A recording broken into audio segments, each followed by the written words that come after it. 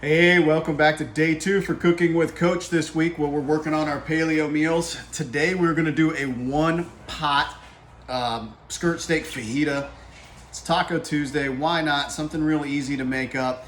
The longest part about this recipe is just letting the meat marinate. For me personally, I like to let mine typically marinate for about 24 hours, but of course my skirt steak was frozen, so I didn't have that option. So we're going to do this kind of in an impromptu quick method here, but I'm going to make up the marinade for you, show you how that goes, get my steak marinated, and then what we're going to do is just cook all this in the same pot to try and make cleanup a little bit easy. Again, this is a completely paleo meal. You can unpaleo this if you want to, using flour tortillas or corn tortillas or something along those lines. For me, I'm trying to avoid a lot of that stuff, so I'm just going to stick with it as it goes. Now, this meal, it's actually on the website. It's called Delicious Obsessions by Jessica Espinoza. She actually got the recipe from somebody else as well. That individual's name was Jenny Castaneda. And it's out of a book called One Pot Paleo. Something to check out and take a look at. These are all ideas that you guys can use. So I'm not trying to steal anybody's ideas and make them my own. I just want you guys to understand that there's a lot of resources out there when it comes to this stuff. So that's what we're using. I also want to point out that this beard is my spirit animal. So stick around. We're going to go ahead and make that stuff up and show you how it goes.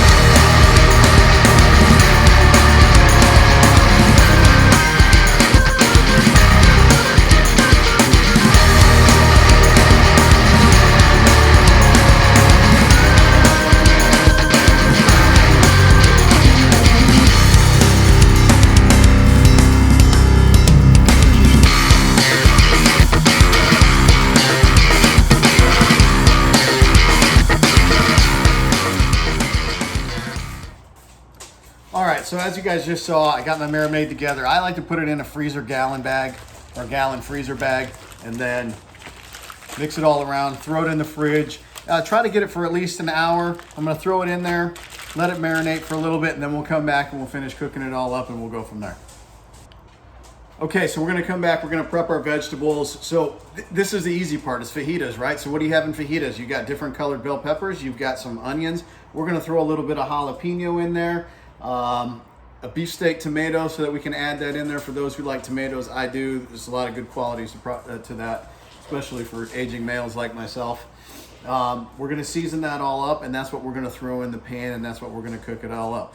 Now, I like to cook my meat first, get some of those juices in the pan. As soon as it's done, remove it, throw my vegetables in there, saute them in a little bit of what's left over from the meat juices, put it all together, and then we're good to go. So that's what we're going to do.